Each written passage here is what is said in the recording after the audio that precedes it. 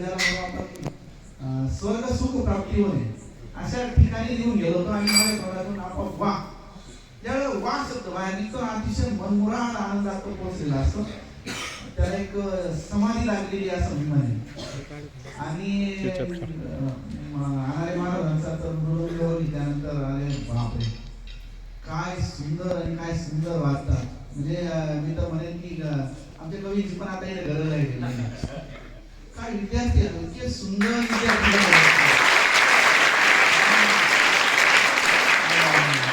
We all are shorting. खरंच किती सुंदर. म्हणजे मी अनेक शाळांमध्ये जेवणाची असेल, येण्याची असेल, राहण्याची असेल, डोक्यावर थाप ठेवण्याची असेल, राखांचा आशीर्वाद घेतला तर तो असेल. सगळे तर मी आयरे सरांना भेटलो. तिथे आयरे सर ते माझे खास मित्र आहेत. शिकायला पाहिजे होतं. एक परमोच्च आनंद मला नाही वाटत कुठे मिळत असेल.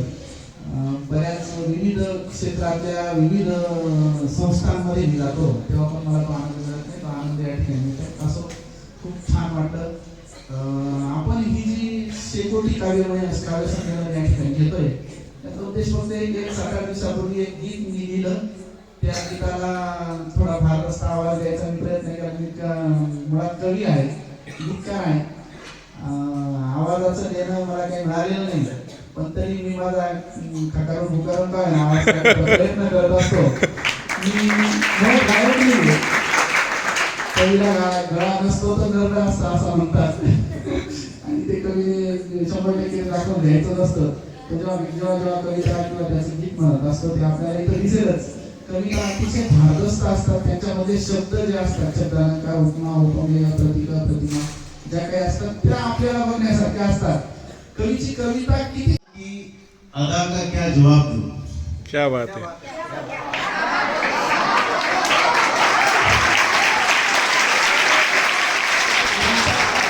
कविता सुरू झाली निवडण्यात. मेरे इस यार की अदा का क्या जवाब दूं और इस पल में मैं तुझे क्या तोहफा दूं. कोई फूल होता तो ले आता बगिया से, कोई फूल होता तो ले आता बगिया से, जो खुद गुलाब है उसे क्या गुलाब दूं.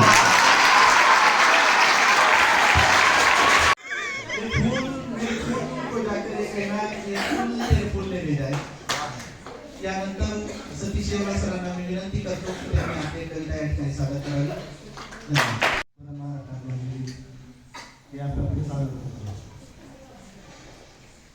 सूर्य जागण्याआधी तू जागते आई. सूर्य जागण्याआधी तू जागते आई. निरपेक्ष निसर्गापरी किती राबते आई. उपकार तुझ्या दुधाचे माझ्या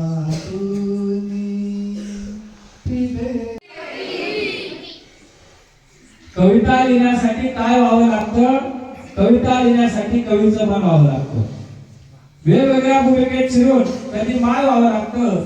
तारुण्यासाठी कधी काय व्हावं लागतं. कधी कधी लांब लेकरू व्हावं लागतं. कधी रानातलं कोकरू व्हावं लागतं. सगळ्यांचं मन वेचून कधी आबाळातलं पाखरू व्हावं लागतं. कधी पानाफुलांची बोलावं लागतं. सांग वेळेला मन खोलावं लागतं. चांदण्यांच्या भावना समजण्यासाठी चांदण्यांशी बोलावं लागतं. कविता लिहिण्यासाठी काय व्हावं लागतं. कविता लिहिण्यासाठी कवीचं मन व्हावं लागतं. कवीचं मन व्हावं लागतं.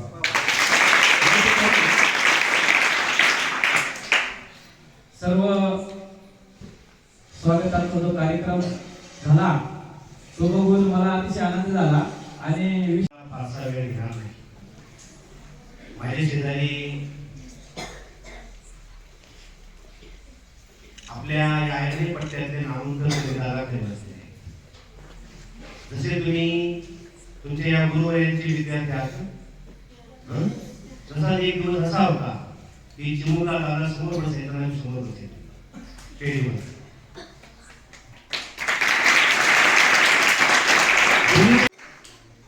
तुमच्या कागद वेगळे घालून दाराकडे बसायचा, थोडासा होता. आता बाळांनो तुम्हाला एक सांगतो, मोठं होणं ही चांगली गोष्ट आहे, परंतु चांगलं होणं ही त्यापेक्षा मोठी गोष्ट आहे.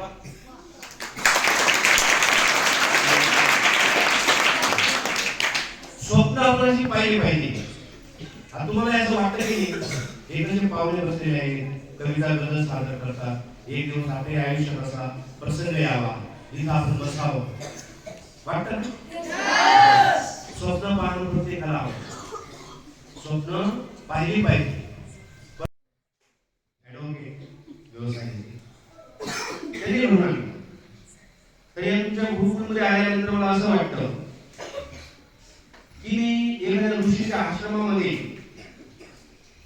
इथं स्थिरावलो आहे आणि मला मुलाला आनंद घेतला. इथून तर दिवाळी हे चिमुकले ज्ञानपात्र, ही मन लावून काम करणारे हे सेवक वर्ग, हे शिक्षण करणं, हे दृश्य फार आवडतं.